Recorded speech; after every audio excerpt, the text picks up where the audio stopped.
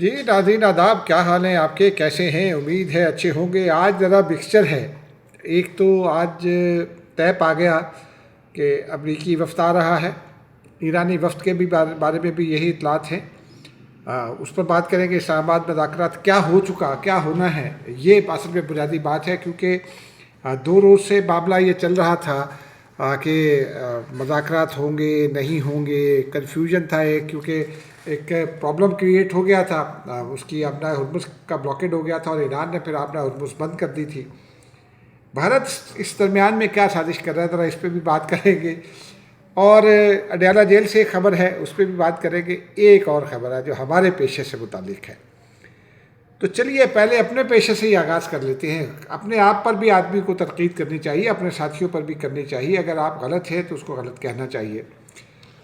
وہ میرے دوست تو نہیں ہیں، پتہ نہیں شاید مجھے اب تو بھول گئے ہوں گے۔ پرانی بات ہے، جب وہ اسلام آباد تشریف لائے تھے تو میرے ساتھ ان کی ملاقات تھی، اچھی خاصی ملاقات تھی۔ میرے کالیگ نے ان کو یہاں ایڈریس کروایا تھا اور پھر وہ ترقی کرتے کرتے ایک ہوٹل میں چلے گئے۔ اس کے مالکان میں پھر الزام ان پر یہ بھی لگا، بعد ازاں مجھے کنفرم نہیں ہے، لیکن بعد ازاں ان پر یہ الزام لگا کہ انہوں نے کسی اور کے ساتھ مل کر ہوٹل بیچنے کی کوشش کی۔ شاید وہ کوئی فیملی کا تنازع تھا۔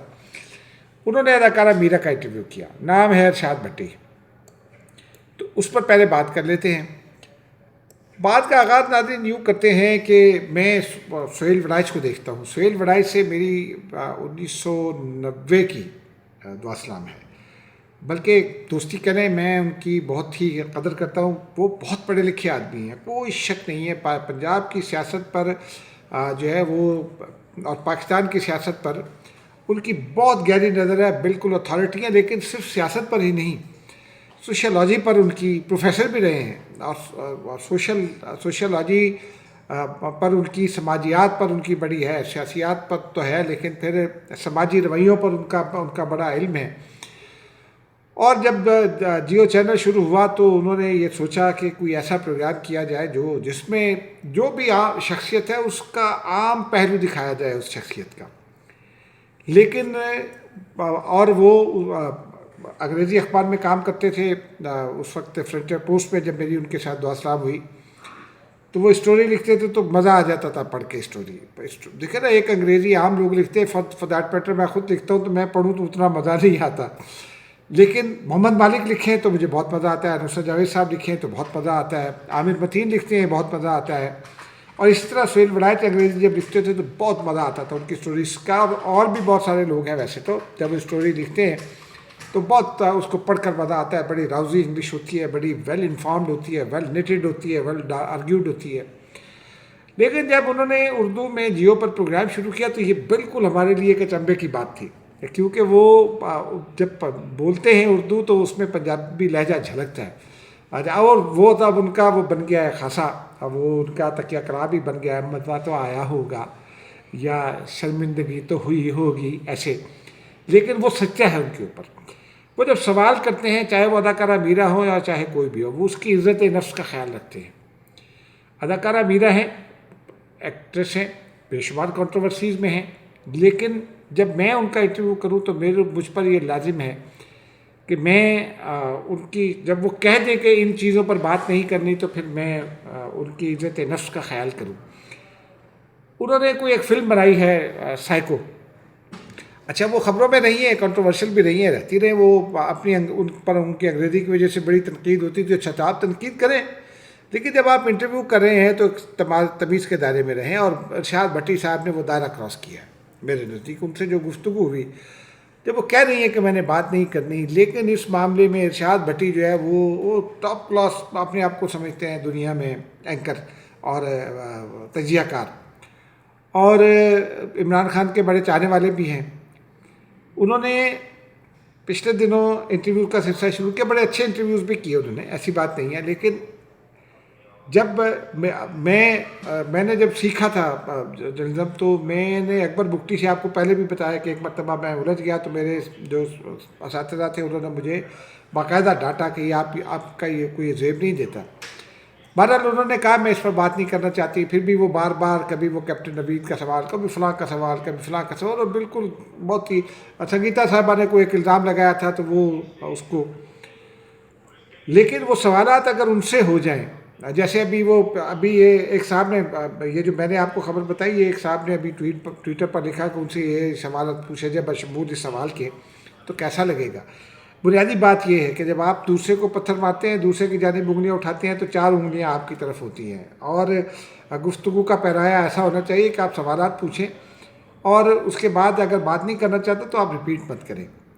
لیکن اب وہ ہمیں بھی ظاہر سی بات ہے، ارشاد بھٹی بڑے صافی ہیں، ہم جو ہے وہ ان سے کہیں پیچھے ہیں نام میں، لیکن کوشش تو آدمی کو یہ کرنی چاہیے نا کہ جو باقی دوست ہیں ان کی عزت کروائی جائے۔ اگر باقی دوستوں کی بے عزتی ہو تو وہ کام نہیں کرنا چاہیے۔ تو میں معافی چاہتا ہوں ارشاد بھٹی صاحب سے، لیکن میں ان کی اس حرکت کو سپورٹ نہیں کر سکتا۔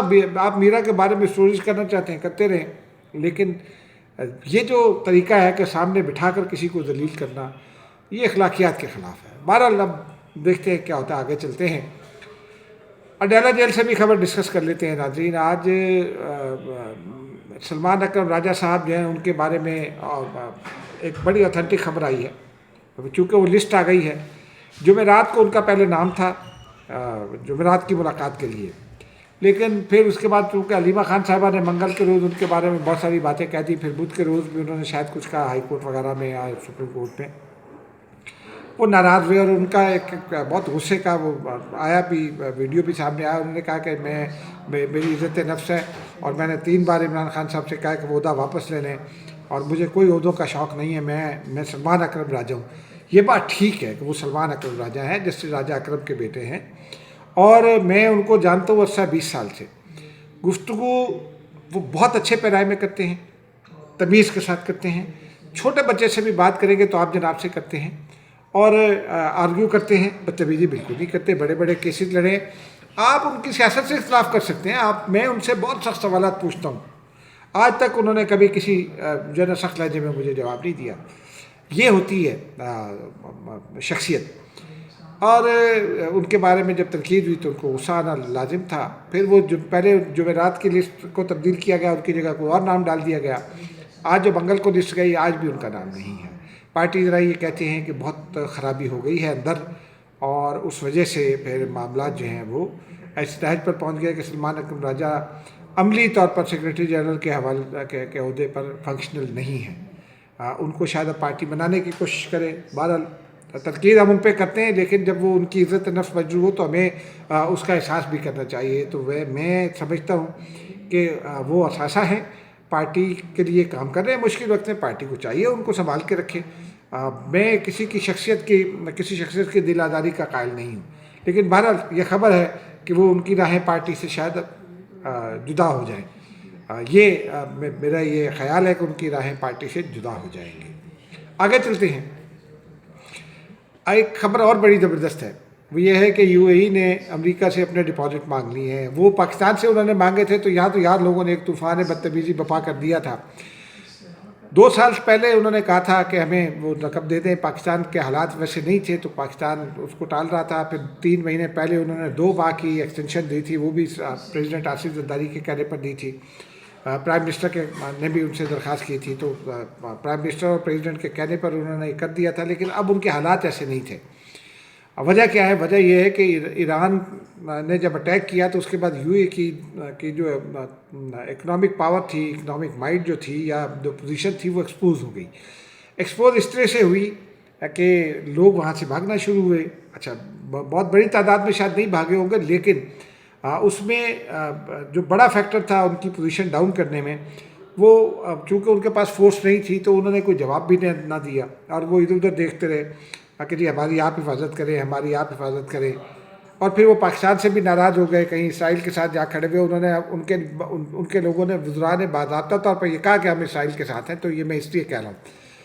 اور ان کی چونکہ وہ جو ملٹری مائٹ تھی وہ ایکسپوز ہوئی، تو ان کی اکنامک مائٹ بھی ایکسپوز ہوگی کہ یہاں تو اگر ہو جائے تو کچھ بھی نہیں ہے، تو لوگ بھاگ جائیں گے اور ان کی اکانومی گڑبڑ ہو جائے گی۔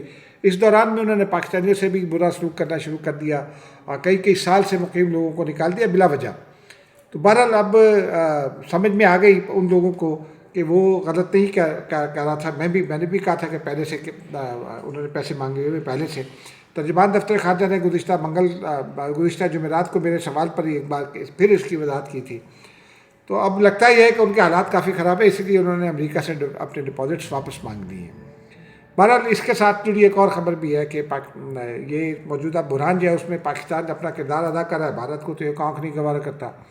اجیت دوول صاحب پہنچے ہیں سعودی عربیہ گزشتہ روز، انہوں نے فیصل بن فرحان جو وزیر خارجہ ان سے ملاقات کی، اور ملاقات کے بعد ان کو پاکستان کی کوئی شکایت لگائی، ہو جی ان کو نکالے اب ہمیں لے لیتے ہیں۔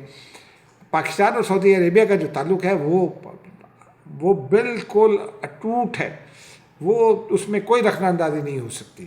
یہ ہم آپ کو خبر کے طور پر بتا رہے ہیں کہ پاکستان اور سعودی عربیہ کا جو بانڈ ہے اس میں کوئی رخنہ اندازی نہیں ہو سکتی۔ یو اے ای کے ساتھ بھی بہت اسٹرانگ بانڈ تھا، یو اے ای نے خود چونکہ ایک اسرائیل پر کھڑا ہو گیا تو اور پاکستانیوں کے ساتھ کچھ برا سلوک ہوا تو پاکستانی اس کے خلاف ہوئے، ورنہ اب بھی جو پاکستانی وہاں مقیم ہے وہ اب بھی واپس نہیں آنا چاہتے۔ تو یہ ہوتا ہے دوست۔ اور بھارت کا تو کچھ بابا آدم ہی نہیں ڈالا، وہ تو اسرائیل کے ساتھ کھڑا ہوا ہے، اور سعودی عربیہ جو ہے وہ پاکستان کے ساتھ کھڑا ہوا ہے۔ اور سعودی عربیہ نے اپنے حملے کا جواب وہ دے سکتا تھا، اس نے نہیں دیا، ایران کا ساتھ دیا اس نے اس حوالے سے، اور ایران نے پھر ان سے رابطے بھی کیے اور ان سے معذرت بھی کی ہے، سعودی عربیہ سے بھی، اور پاکستان کے کہنے پہ انہوں نے یو اے ای اور ان سے بھی بات کی ہے، بحرین وغیرہ سے، قطر سے، ان سے بھی معذرت کی، لیکن بہرحال تو بھارت کی دال نہیں گلی۔ پاکستان کو بہت برا بھلا کہتے ہیں، الٹا ان کے یہاں وہ جو اڈانی صاحب کی ریفائنری ہے راجستھان میں، اس میں آگ لگ گئی۔ چلیں اب آگے بڑھتے ہیں۔ آگ تو بھارت کے دل میں لگی ہوئی ہے، مودی صاحب کے دل میں لگی ہوئی ہے، ایک ریفائنری میں لگ گئی تو کیا ہوا۔ اب آ جاتے ہیں ناظرین اصل موضوع کی جانب۔